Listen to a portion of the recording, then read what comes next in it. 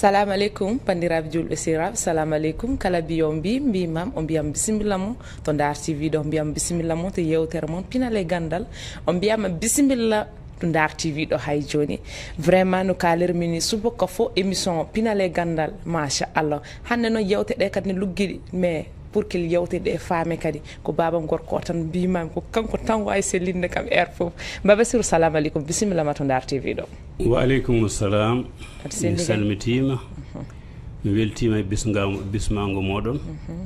e télé Ndar TV machallah e yewtere min wiyetede Pinal e Gandal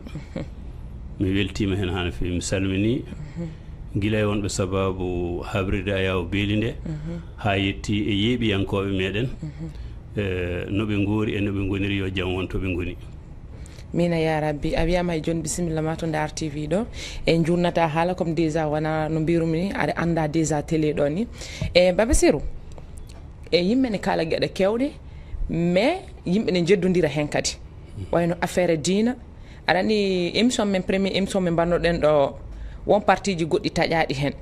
ha yimɓe goɓɓe e nder commentaire uji noon woɓɓe mbi comme a wi wayno ɗo joni gande men ɓaleje ɗe a haali ɗo no mais yimɓe pamani émission o cikki mbiɗa fulɓe ko wayno ko gollal ɓalawal idori haɗi affaire diina mais won yedduɓe question am hande premier o wayno joni won mbiɗo kam o wi fulɓe giiɗi yirede diine comme an aɗa andani gueɗe kewɗe aɗa andani histoire uji fulɓe no fewi mbimi nodduma kadi mi jewtane hande ɗum kadi eyyi fulɓe haysoɓe guiɗaki yirede diine ɓe ɓoyde diine sabu ko haalete haala diine fulɓe ko hunde ɓoyde dewe Allah kamɓe mbiyata gueeno eyyi Allah o ari ko nde diine l'islam ari nden inde jomiraɗo arde inde Allah kono fulɓe mbiyanno ɗum ko gueeno gueeno noon firti ko gurɗo mo mayata eyyi kanko kadi jogui gurdam eyyi joni noon gurdam woɓɓe mbi ɗum ngendam eyyi to yimɓe ndendi ine guura ɗo noon eywa fulfulde wi ɗum ngendi enen mbiɗen ɗum wuuro par ce que ko ɗon wuurete yimɓe ndendi ne guura ɗon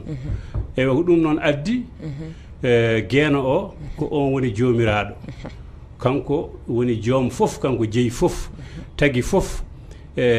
kanko kadi woni deweteɗo kono guila fulɓe kam gaare dow leydi ina gandira ko rewoɓe jomiraɗo ko rewoɓe gueeno ewa joni noon ina jeeya e Pine Pulagu ɓoyɗe guilande fulɓe peeñi to diwan duniya noon woni ko e hakkude Soudan e kanum e Yemen e leydi Égypte wiyetendi ha Misra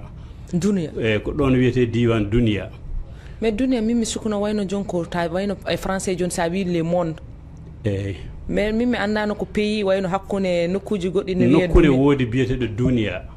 duniya o ko ɗon woni fulɓe kam ɓooyi ɗon ɓe mbaɗi ɗon pine mabɓe mawɗe